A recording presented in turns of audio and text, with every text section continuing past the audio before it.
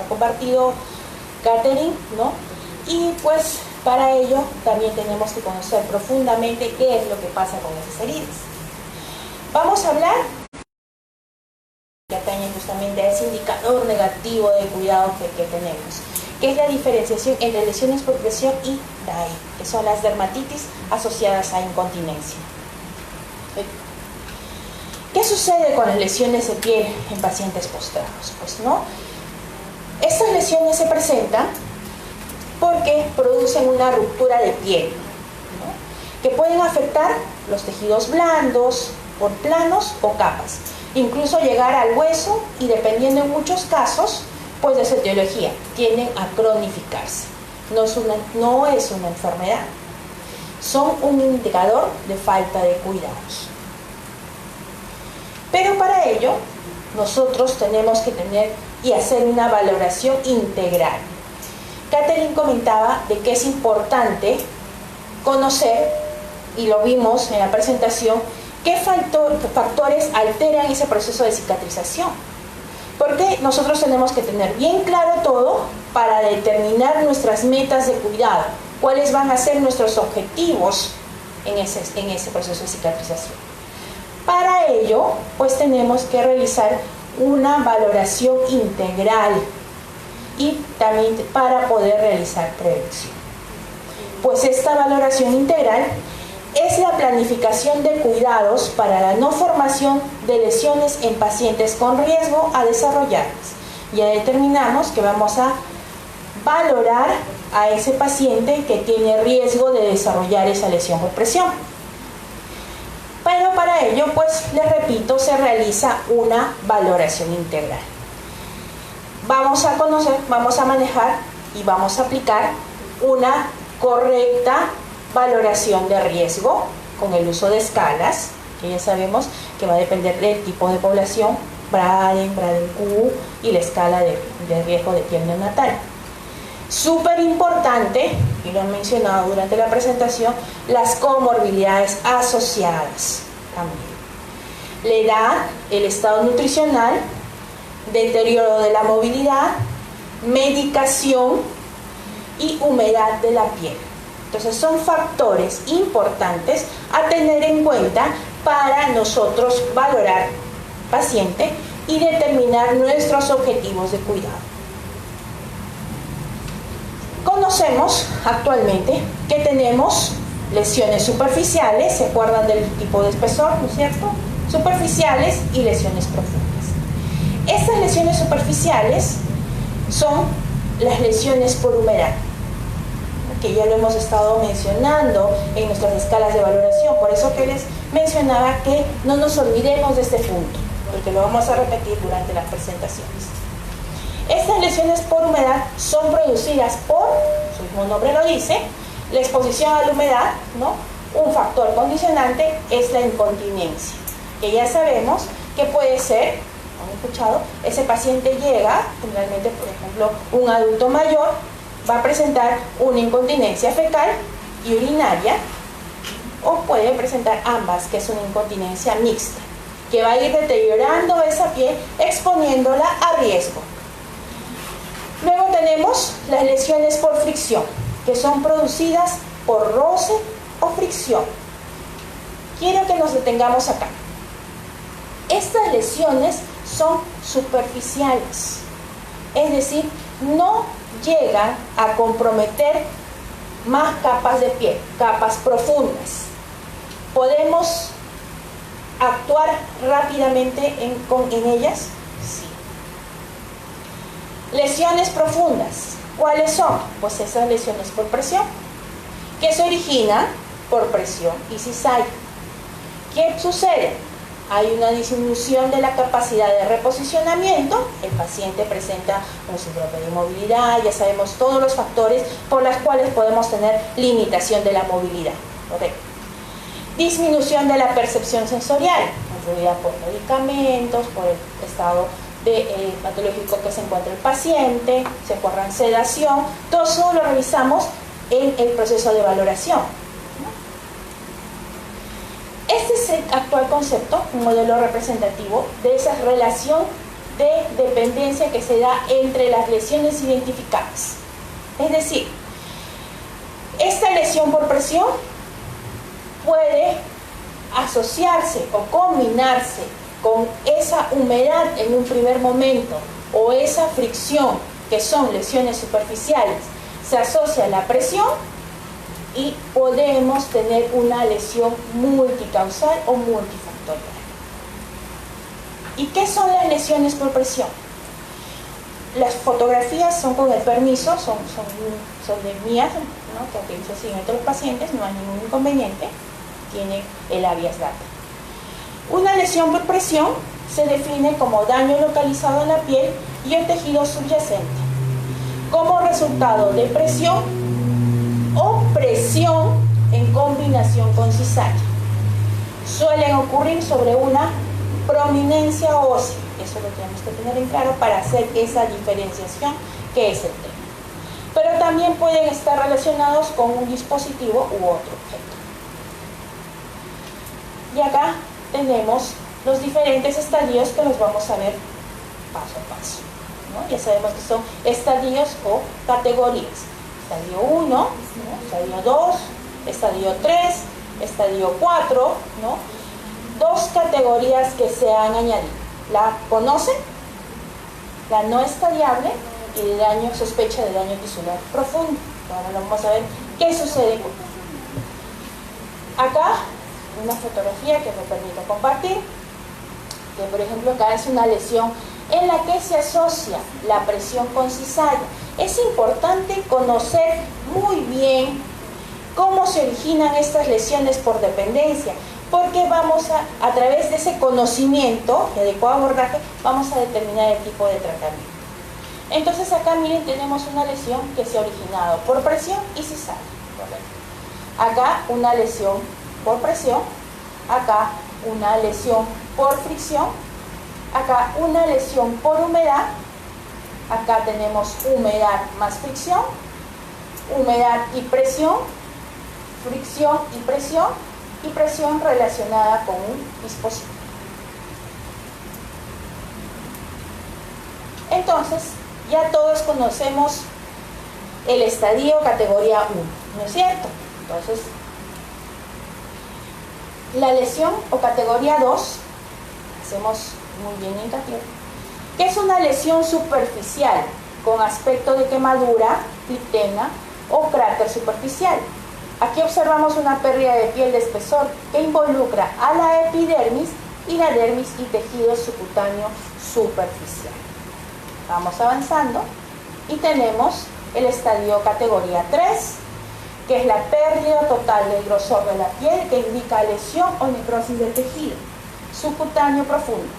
El músculo está íntegro y encontramos una escara, de pronto, una escara negra, mate, seca, acartonada y bien delimitada. Vamos avanzando, se comprometen más capas de piel y tenemos el estadio 4, que es la pérdida total del grosor de la piel con destrucción extensa, necrosis del tejido o lesión en músculo, hueso o estructuras de sostén. ¿Bien? Y acá, esta es una categorización añadida que la van a encontrar en las guías, ¿no? Y depende, como les digo, adoptarlo el profesional o el servicio. ¿Bien? Pero nos permite hacer una adecuada diferenciación y manejo en las lesiones. ¿Y qué sucede pues, con este tipo de lesión? Es una lesión por presión en el tejido profundo. Es un área localizada de color púrpura marrón de piel, decolorada o ampolla llena de sangre debido al daño de los tejidos blandos subyacentes por la presión, ¿no? Y existe también cisalgia. El área puede ser precedida por un tejido que es doloroso. Las lesiones por presión son dolorosas. A veces el paciente no se queja, pero son dolorosas. Hay dolor. Profunda, y a veces como el paciente se relaciona, por ejemplo, con el paciente adulto mayor, con comorbilidad, por ejemplo, una demencia avanzada, que no expresa, muchas veces pensamos que ese paciente no tiene dolor, pero ese paciente tiene dolor, ¿no? Entonces, podemos observar pues que tenemos un área no dolorosa, firme, blanda, más caliente o más fría en comparación con los tejidos adyacentes. A veces es difícil de detectar en personas con tonos de piel oscura.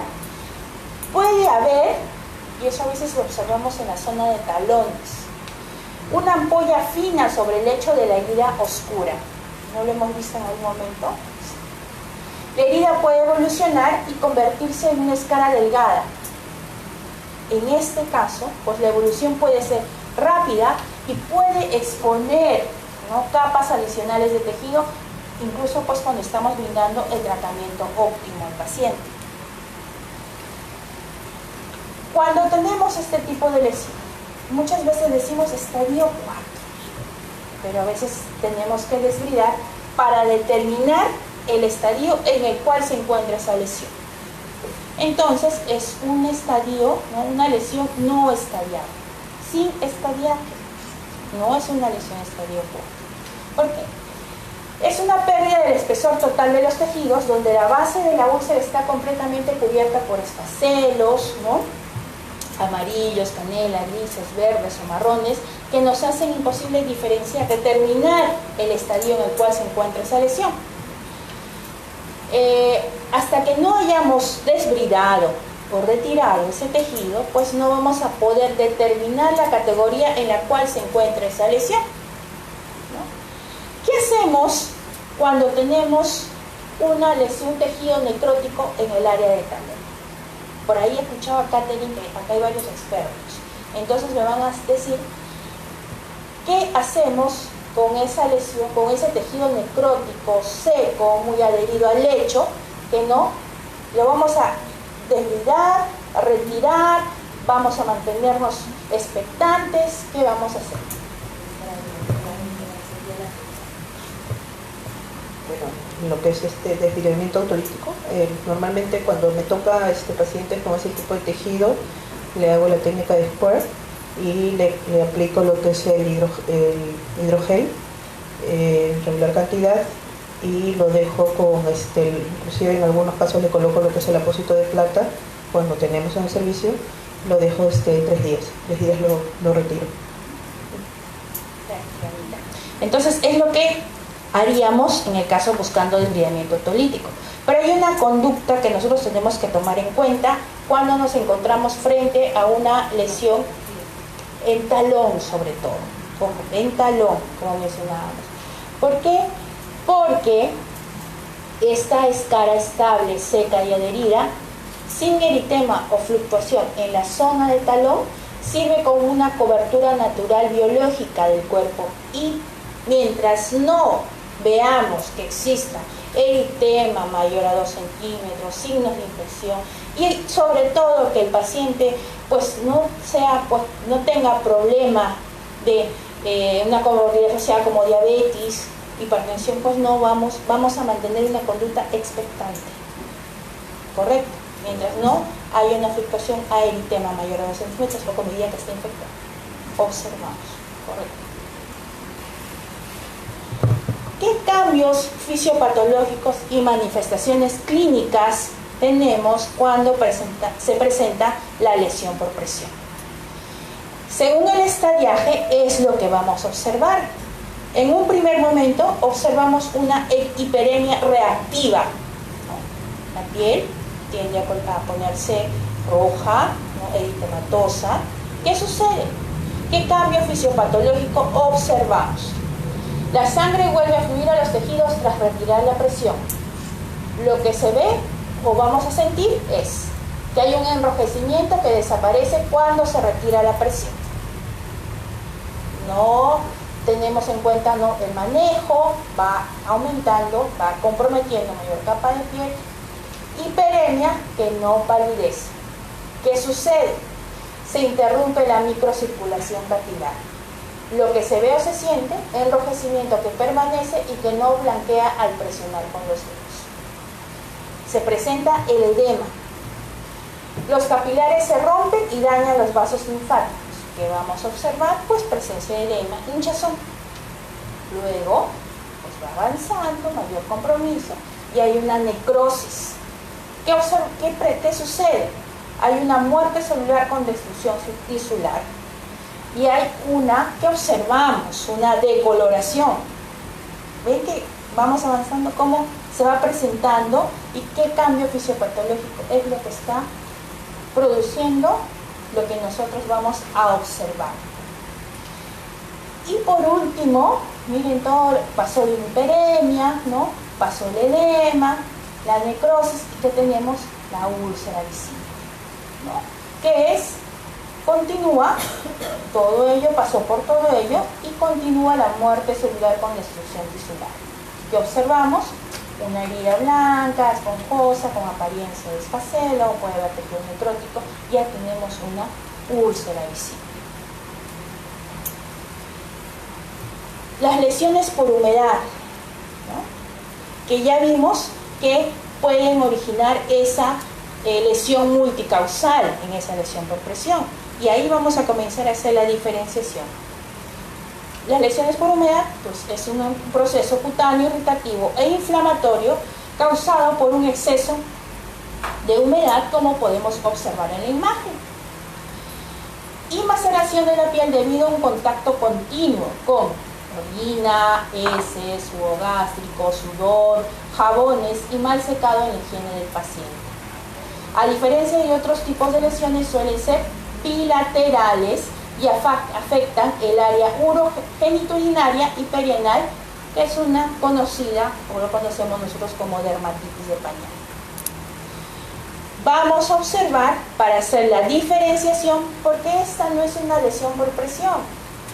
Ya sabemos que el origen son lesiones superficiales y vamos a conocer ahora esa diferenciación.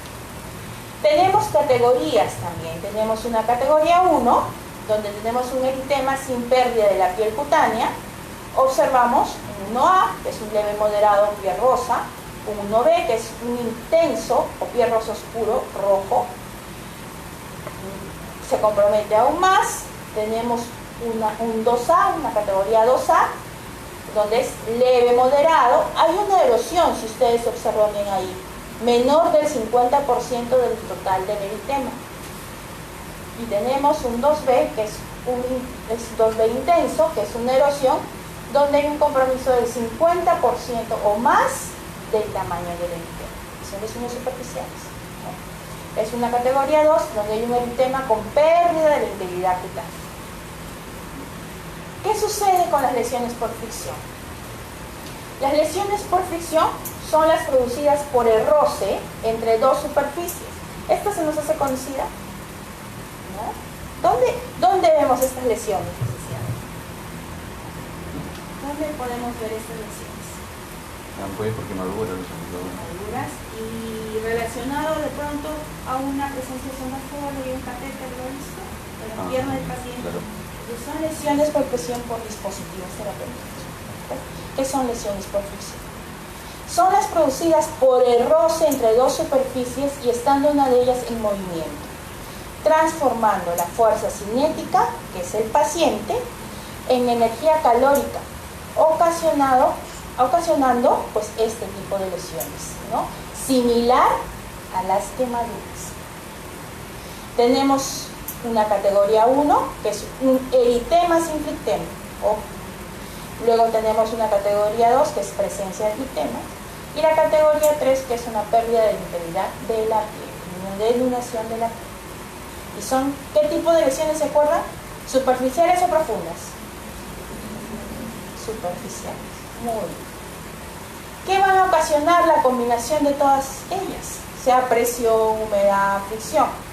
Pues tenemos las lesiones multicausales o combinadas, ¿no? Las lesiones se presentan en función de la combinación de los factores etiológicos, de los cuales hay 4 tipos. Miren esta primera.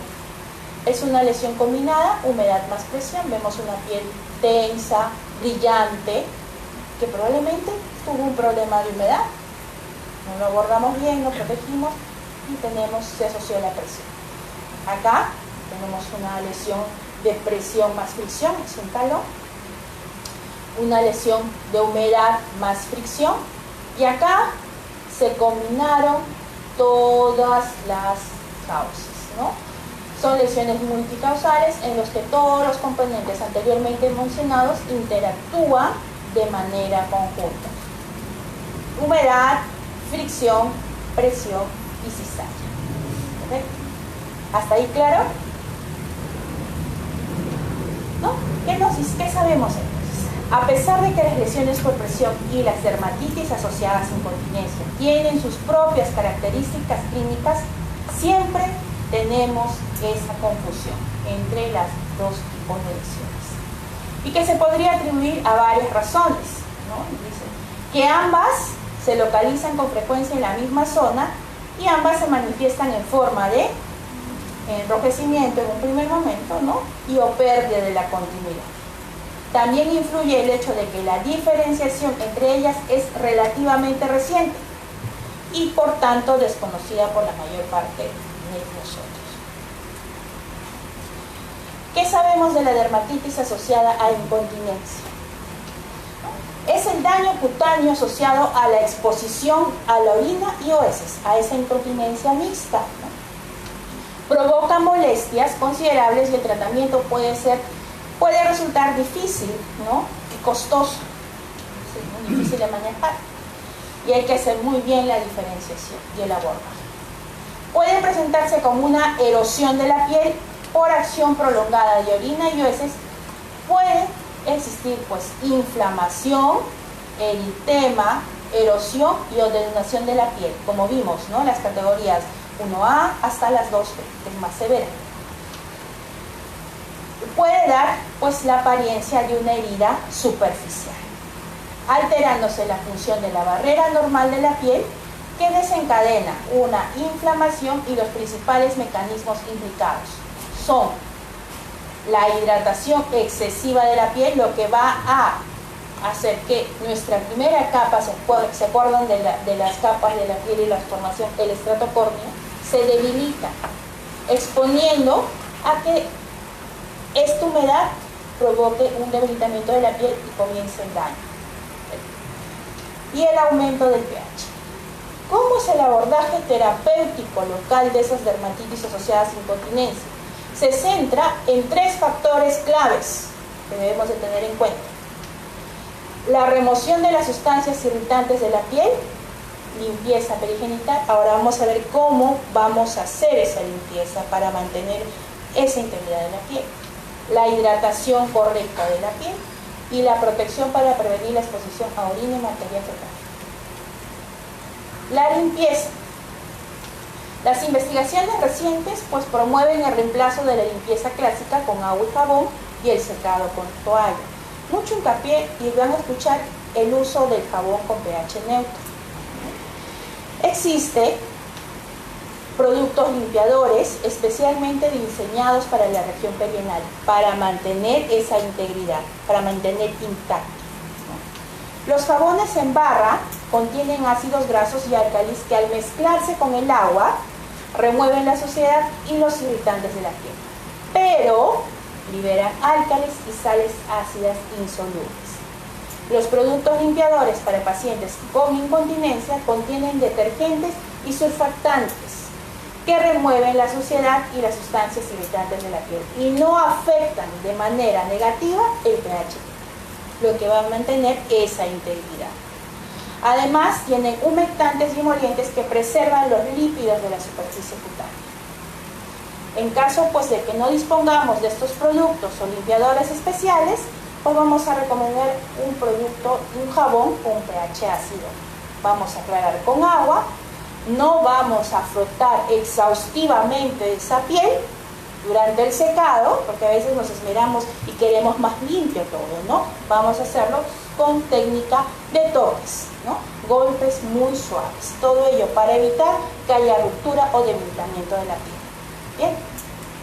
La hidratación. ¿Qué sabemos sobre hidratación? ¿No? Los hidratantes tópicos pues pueden actuar a través de sus diferentes propiedades humectantes, emolientes, oclusivas y rejuvenecedores. Los humectantes atraen el agua hacia el estrato córneo. Eso hacen los humectantes. Ejemplos tenemos el glicerol, la urea, los alfa-hidroxiácidos, el ácido hialurónico y azúcares como el sorbitol. Los emolientes buscan reemplazar literalmente a los lípidos intercelulares, siendo ejemplo de estas propiedades el colesterol y los ácidos grasos. Las sustancias rejuvenecedoras están presentes por el colágeno, la elastina y la queratina. Las propiedades oclusivas están presentes por sustancias químicas como los petrolatos o las dimeticonas, que muchas veces son los componentes de algunas cremas hidratantes que nosotros tenemos que fijarnos. ¿Qué es lo que contiene la crema con la cual vamos a hidratar a nuestros pacientes? Entonces, es esto importante que conozcamos para saber que vamos a brindar una hidratación adecuada a nuestro paciente. El producto hidratante adecuado para la prevención y el tratamiento de la dermatitis asociada a incontinencia es aquel que hidrata el estrato córneo, rellena el espacio de los lípidos de la barrera cutánea y suaviza la piel. Esto hace que la piel sea menos susceptible a la fricción y se vea protegida contra las sustancias irritantes. Importante conocer eso. Sobre la protección de la piel, vamos a determinar. Hay productos que se usan para proteger la piel. Tienen propiedades oclusivas, es decir, que forman una barrera, como el óxido de zinc, por ejemplo, que protege la piel de los efectos irritantes que produce el contacto. ¿De qué va a aislar? ¿Qué va a proteger? De la orina, las heces y de las distintas secreciones. Los aislantes principales de la piel son el petrolato, el óxido de zinc y las fórmulas a base de dimeticona, que derivan de las siliconas. Muchas cremas contienen todo ello, ¿no? Que forman parte de cremas y ungüentos, ¿no? Las fórmulas con petrolato protegen contra la irritación y la maceración con un efecto humectante modesto. Los productos a base de dimeticona aportan protección contra los irritantes y son de mayor efecto humectante. El óxido de zinc, ¿no? Que muchas veces, si hablamos de marcas, pues no los productos que se usan para el bebé, ¿no? También ejercen un efecto protector contra la irritación, pero tienen características astringentes y deberían usarse para tratar zonas maceradas por la humedad. Para retirar el óxido de zinc, una salvedad, ¿no? A veces se adhiere mucho sobre la piel. ¿Y qué sucede? Para retirar hacemos una acción que no deberíamos, que es friccionar, porque se queda muy adherido y comenzamos muy exhaustivamente a retirar eso. Sugerencia, retirarlo con un poco de aceite de oliva, aceite de B, para lo que queremos es mantener esa integridad de la piel intacta. Entonces vamos a retirarlo de esa manera. Si vamos un poquito más sofisticado, digamos, otra alternativa de barrera con mayor tecnología consiste en la utilización de crema o películas líquidas de protección cutánea en spray. ¿Han visto que la que se usa muchas veces para la protección de las iliostomías, de las colostomías? Ese es nuestro spray de protector, porque es lo mismo que sucede con las colostomías, iliostomías, urostomías. Son corrosivos. ¿Por qué? Porque están presentes heces y orina, y es lo que pasa con las dermatitis asociadas a incontinencia. Entonces, estas películas líquidas transparentes, que en Perú tenemos muchas opciones, no generan ardor porque todas son sin alcohol, ¿correcto? Es una salvedad también porque el alcohol seca y deteriora esa piel, exponiéndola a riesgo, la cual forma una barrera de protección persistente sobre la piel a base de polímeros y plastificantes. Esta película química protege contra adhesivos, las famosas MARSIS, el daño por adhesivos, si lo hemos escuchado, a ver los expertos acá, sé que hay varios expertos, por Catherine ahí que los ha delatado cada uno. Entonces, nos va a proteger de la humedad y fluidos corporales. Salvedad. Cada casa comercial nos va a determinar el tiempo de protección, correcto. Ahí dice la biología, dice 72 horas, pero ojo con eso, cada casa comercial vendrá y de pronto nos ofrecerá ese producto, pero ya sabemos qué es lo que hace el producto. La diferenciación, ¿no? Las características entre la DAI y la lesión por presión. Causas, las DAI, incontinencia urinaria y fecal, Lesión por presión, pues exposición de presión occipital. Síntomas en las DAI, dolor, escozor, prurito, hormigueo. En las lesiones por presión, dolor. Localización en las DAI afecta la zona perigenital, las nalgas, ¿no? Todo lo que compromete las partes blandas. En la lesión por presión, normalmente sobre prominencias óseas, asociada a la colocación de un dispositivo médico. Forma bordes, la zona afectada es difusa con bordes poco definidos, puede presentar manchas. Las lesiones por presión, los bordes son bien distinguibles y con formas diferenciadas. Presentación en la profundidad, en las DAI, la piel intacta con eritema, blanqueable o no blanqueable, con o sin pérdida superficial y parcial de la piel. Las lesiones por presión, la presentación será según la categoría de la lesión y puede contener tejido no viable, es superficial y profundo. Dolor, en las DAI sí hay dolor, escozor, prurito y hormigueo. En las lesiones por presión hay dolor. Otras situaciones que se pueden presentar en las dermatitis asociada a incontinencia, puede presentar infección cutánea, secundaria y superficial, podemos tener infección por cándida. En las lesiones por presión hay infección secundaria a compromisos de capas profundas de piel o de tejido blanco. Entonces acá este cuadrito les dejo para que podamos tener esa diferenciación entre la dermatitis asociada a incontinencia y la lesión por presión. Las dermatitis asociadas a incontinencia se reconocen como una entidad diferente de las lesiones por presión. El abordaje de la incontinencia constituye un punto central de la atención integral de los pacientes que requiere un diagnóstico etiológico, como ya lo vimos, correcto y tratamiento pertinente.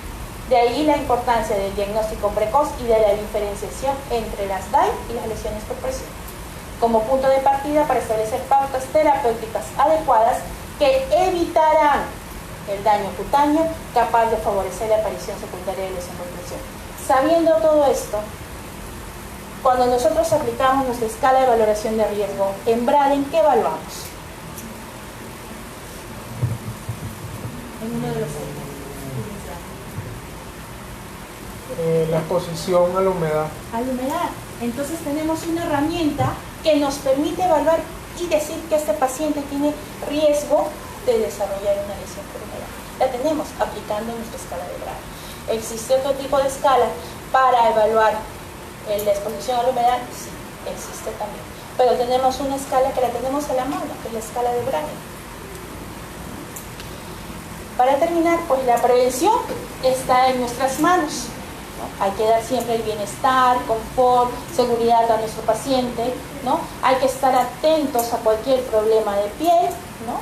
Y nuestro rol es parte importante para brindar un cuidado de calidad a nuestro paciente, ¿no? Muchas gracias.